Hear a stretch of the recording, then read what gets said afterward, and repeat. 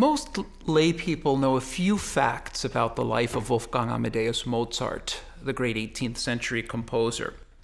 Most people know that he was one of music's most remarkable child prodigies, a child who, at the age of 4, started to compose, who had written his first symphony by the time he was 8, who was writing opera before he was a teenager.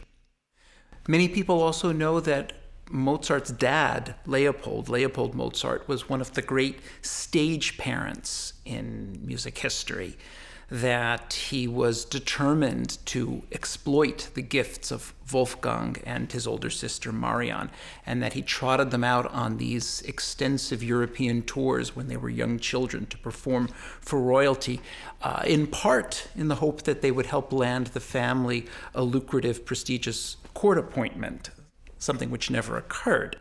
People also tend to know, at the other end of Mozart's life, that the composer died tragically young. He was only 35 when he died in December of 1791, and he left behind a wife and 2 sons. Some people are also aware of the fact that he died in debt, that although he was something of a celebrity in his adult life, he never landed a successful full-time court appointment. He had to support himself through commissions, giving lessons, selling subscriptions to concerts, and perhaps also because he liked to live a little bit above his means. He died in debt, was buried in an unmarked common grave outside of Vienna, and his widow, Constanza, recognized the value of taking advantage of her husband's reputation and her standing as a bereaved survivor. And so she set about collecting as many of his manuscripts as possible, helping publishers to prepare a complete works edition of Mozart's music, and also assisting a biographer at telling his life story. And to that end, she knew of the existence of a set of letters Mozart had once written a pupil of his, a woman by the name of Teresa von Trattner. And apparently Teresa von Trattner refused to return these 2 letters to Constanza. They are presumed to be lost to history. We know that the letters concerned a composition Mozart had dedicated to Teresa von Trattner about 6 years before his death. The Fantasy and Sonata in C minor for solo piano, perhaps his most substantial and important work for the instrument.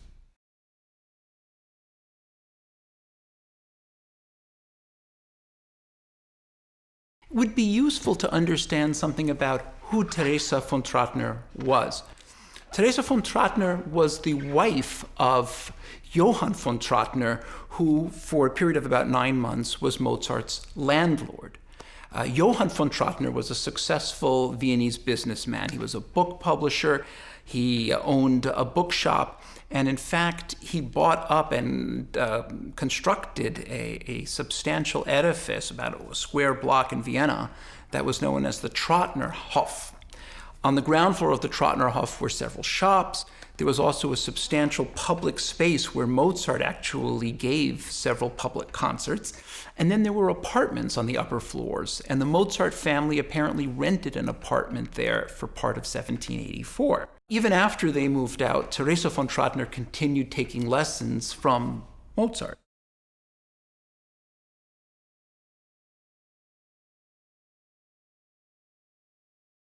Throughout much of the 19th century, there were known to exist 3 primary sources for the Fantasy and Sonata. The first was the manuscript itself, the autograph manuscript in Mozart's own hand. The second was the first edition, which was published while Mozart was alive and presumably with Mozart's approval and supervision. And the last was another handwritten copy. It's sometimes referred to as a dedication copy, which Mozart used in teaching the piece to his pupil, Teresa von Trattner. Late in the 19th century, the manuscript went missing. It had been sold to William Howard Duane, who was an American philanthropist and composer of many hymns. Upon Duane's passing, we lose sight of the manuscript. No one knew where it had been left.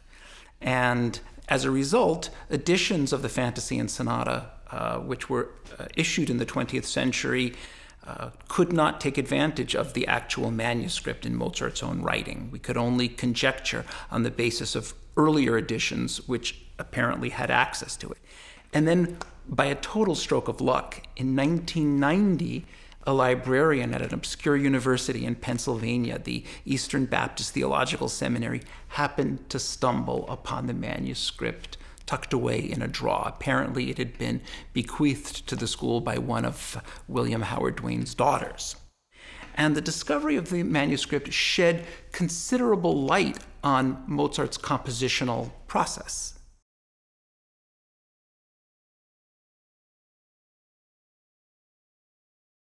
We think that the first part of the Fantasy and Sonata to be composed was the second movement, which Mozart probably wrote as a teaching piece for her. It was a piece in its original form fairly simple to play technically, and it also would have given Mozart a good point of departure for teaching his pupil about the art of ornamentation. In order to be able to appreciate what the discovery of the manuscript shows us about Mozart's compositional process, it's useful to understand how the second movement of this sonata is structured, how Mozart organizes the musical material. It can be understood in several different ways. For example, for scholars who are trying to discern a sonata form, they will find considerable evidence. The first theme begins in the key of E flat major.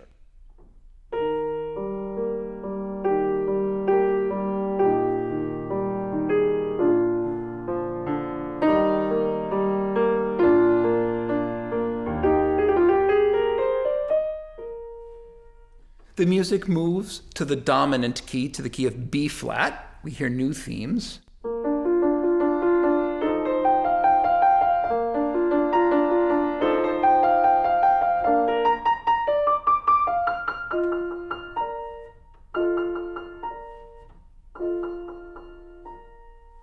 And the first part ends, in fact, in the key of B flat. Later, the opening material returns.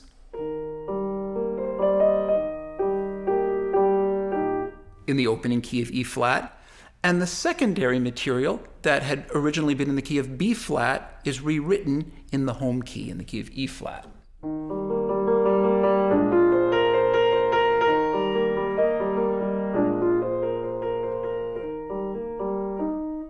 So all hallmarks of traditional sonata form.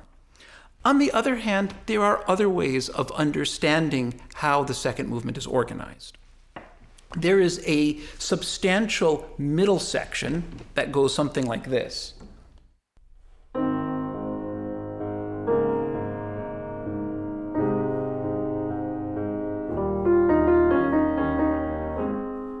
And surely that theme must have been an inspiration to Beethoven.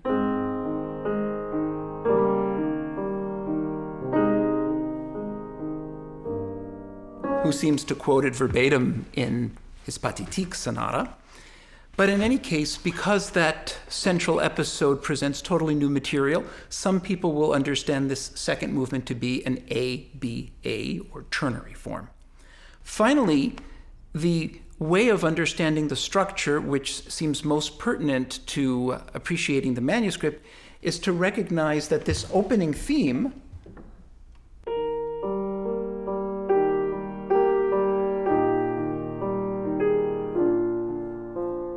comes back numerous times. It alternates with contrasting material, and each time it returns, it's decorated, it's ornamented in a different way.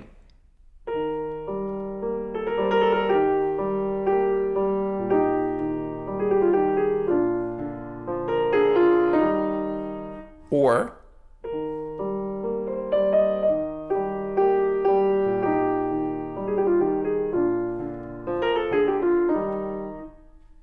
and that kind of musical form where a principal idea alternates with contrasting material would be called a rondo. And it's certainly legitimate to refer to the second movement of the sonata as a rondo form.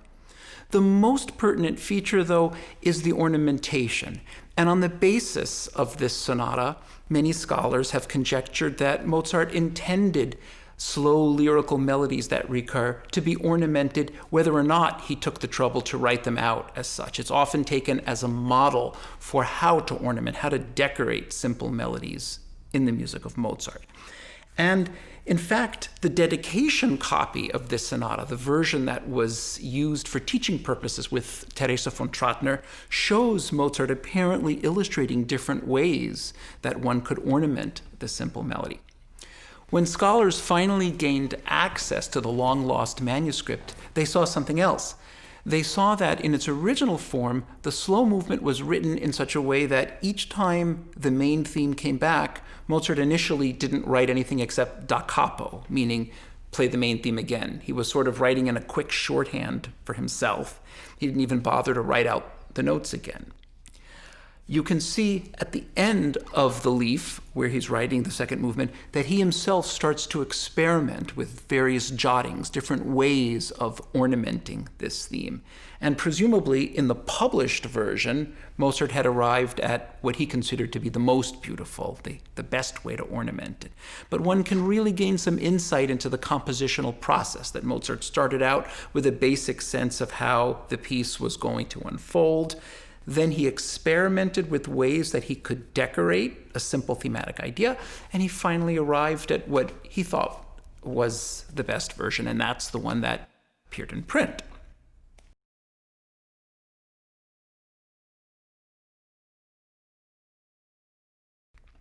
The outer movements of the sonata are extremely dramatic.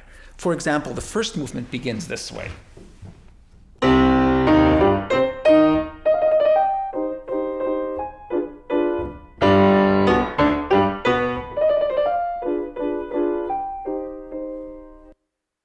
And many scholars will refer to this kind of opening figure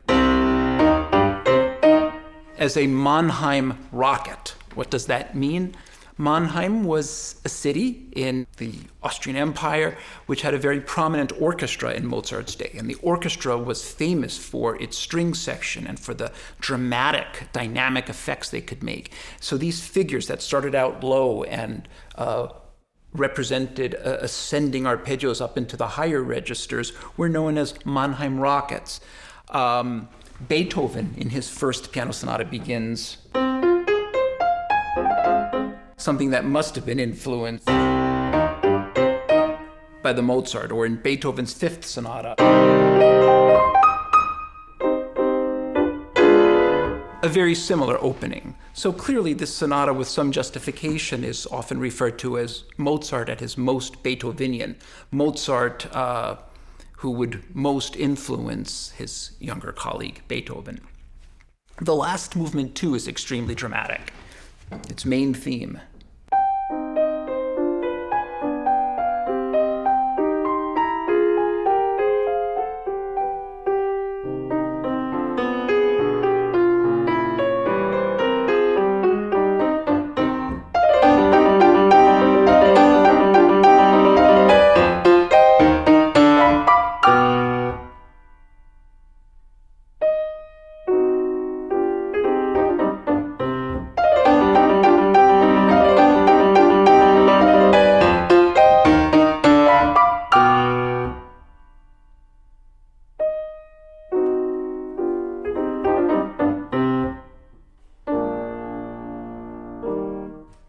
And it's hard to think of another solo piano work by Mozart that uses sound and silence as effectively and as dramatically as the third movement of this C minor sonata.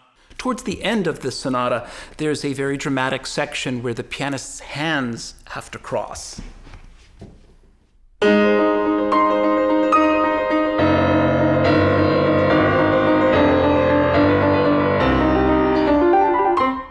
And so on. And if you can imagine, Mozart's keyboard, the piano in Mozart's day, did not have the 88 key range that the modern instrument does. This was the lowest note of his piano, and it gets played with that very dramatic hand crossing. And you can imagine just the visual impact of seeing a pianist cross his or her arms and play the most extreme notes of the keyboard in that way. More than that, this concluding section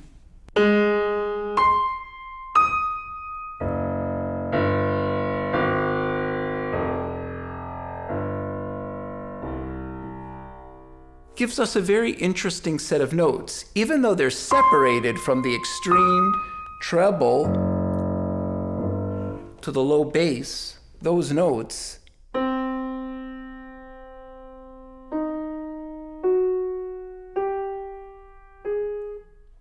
C, E flat, F sharp, G natural, A flat are the notes that open the fantasy in C minor, which Mozart would compose some 7 months later, and I think give us some clue that the two pieces are meant to be linked, that there's a connection between them.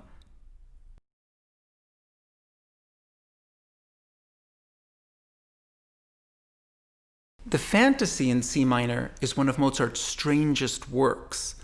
For one thing, it's hard to be sure whether he intended it to be an introduction to the C minor sonata or whether he intended it to stand on its own. Because the two pieces were published together, most pianists assume that they are a unity, but there have been several prominent pianists, among them Alfred Brendel, who insist that the two pieces work better when performed separately.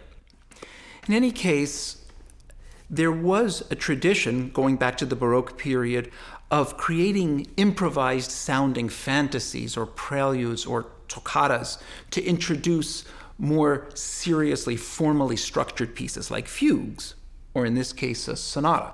So Mozart certainly could have been hearkening back to those earlier traditions. There are many hallmarks of the improvised introduction in the C minor fantasy. The piece breaks down to 5 separate sections with a quasi-return to the first section at the end. None of the sections ends with a strong cadence. In fact, they all break off in fragmentary ways, and that in itself is a sign of improvisation. If someone is noodling, if someone is inventing on the spot, they're likely to stop suddenly and not create smooth, cohesive transitions or finish things. So it has sort of a deliberately unfinished quality to it.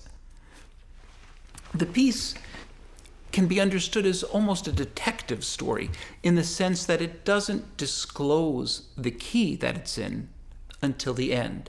It drops clues, it hints, it implies at the key of C minor, but it also leads us astray in many places. For example, the fantasy begins this way.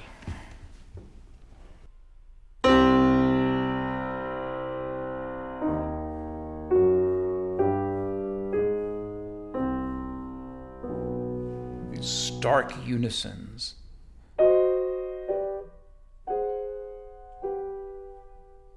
And at this point, we might think he's preparing the key of C minor, but he doesn't give us a C minor chord. Instead, everything drops down a whole step, and he gives us this.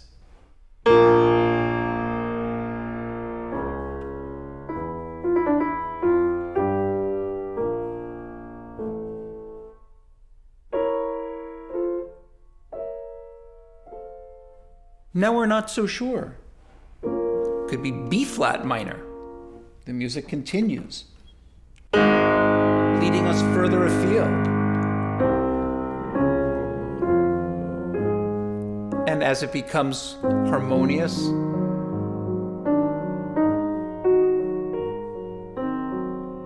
we seem to be in the key of D flat major, a half step above C minor.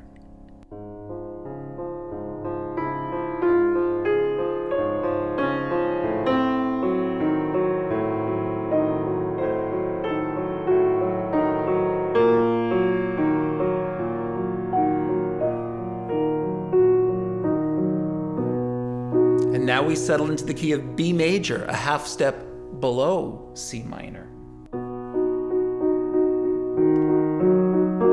And each measure, the bass drops a half step.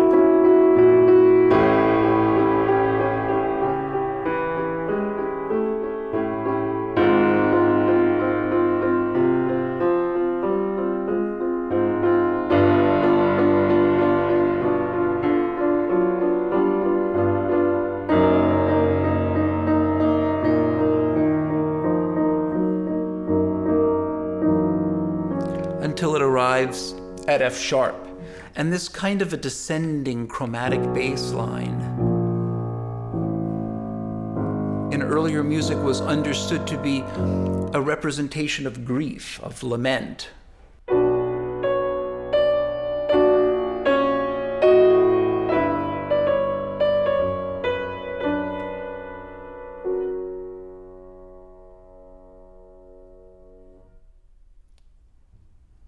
The music is so chromatic, it's really taking advantage of all 12 chromatic half steps, not so much in the tonal style of 18th century music, but anticipating the atonality, the world of serialized music that composers in the 20th century, like Arnold Schoenberg, would explore. Where does the music proceed from here?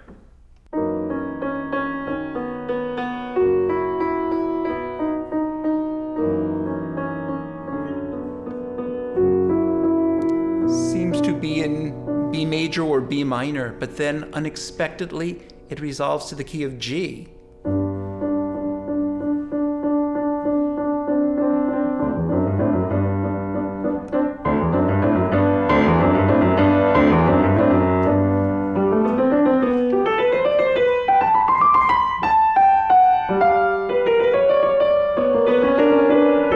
And with this G7 tonality, Mozart could easily bring us to the C minor we may have been expecting from the beginning, but instead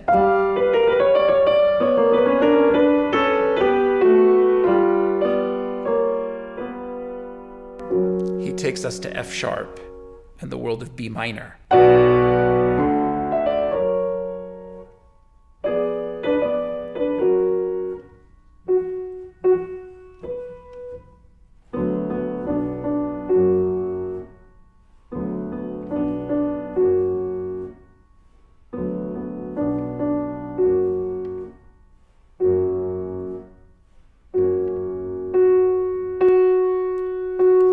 And this huge opening section of the fantasy ends with a repeated F sharp. What's so significant about F sharp?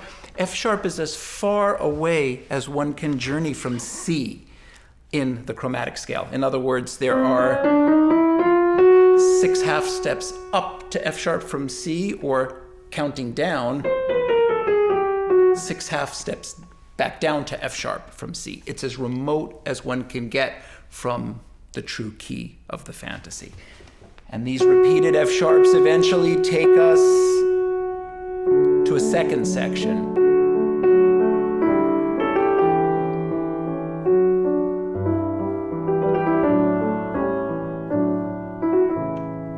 This one in the key of D, kind of calm oasis.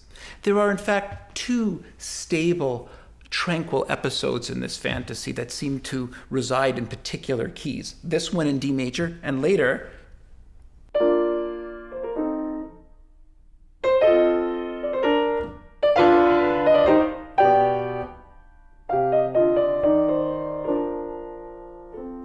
this episode in the key of B flat. So we began with the hint of C minor, then we moved to D flat major, B minor, each a half step above and below C.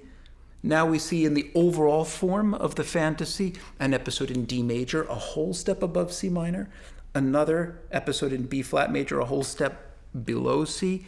It's as if Mozart is circling around his target without ever spelling it out. Towards the end of the work, Mozart seems to be preparing the key of C. He writes,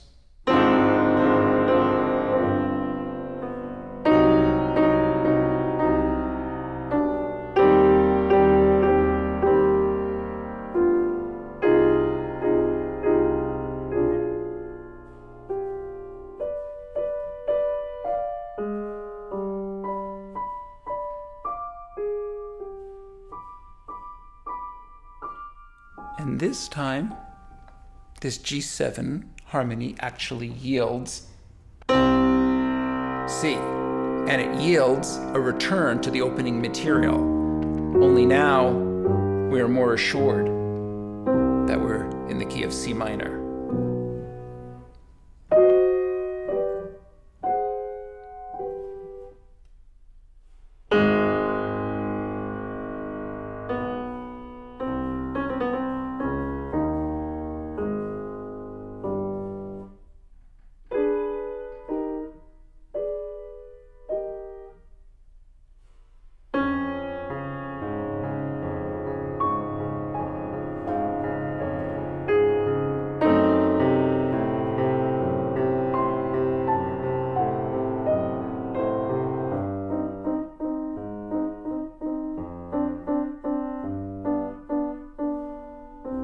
and the piece has clearly established the key of C minor, where it's going to end.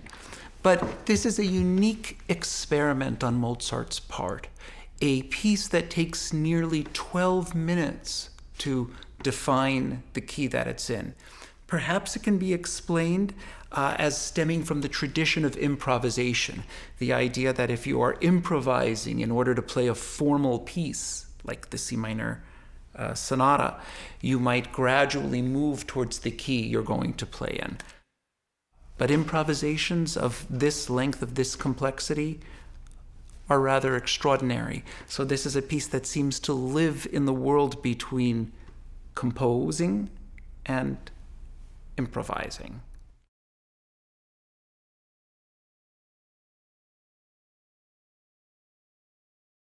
The American inventor Thomas Edison is credited with the expression, "Genius is 1% inspiration, 99% perspiration." And with that expression, he sums up the two sides of creativity. One having to do with the flash of unconscious insight, inspiration, and the other having to do with the deliberation, the conscious, hard work it takes to create something great. In the case of Mozart, it's difficult to know how much was inspiration, how much was perspiration. We tend to assume that it was more the former, that it was more inspiration, that it was more unconscious on his part. Certainly, Mozart seemed to compose with unbelievable, unequaled ease and speed. He seemed to be able to create music in his head. His manuscripts contain very few corrections. There are very few sketches for his work. We can't trace his struggles as a composer the way we can someone like Beethoven, who left behind so many sketches, so many revisions. On the other hand, a work like the C minor sonata shows us Mozart working to sound as if he's improvising, working on ways of ornamenting the theme of his second movement. It shows us Mozart creating a piece meant to sound spontaneous, meant to sound rough and unfinished in the case of the fantasy, but upon close inspection, full of subtle connections, full of rich interpenetrations. How conscious was this on Mozart's part? How deliberate? It's difficult to know. Certainly, scholars and musicologists and students of music have spent way more time studying Mozart's music than Mozart spent writing it. So undoubtedly, the unconscious, inspirational component was particularly strong in Mozart's case. But a work like the Fantasy and Sonata make us feel perhaps that Mozart covered his tracks as well, and didn't always let on how hard he worked and how conscious he may have been of what he was achieving.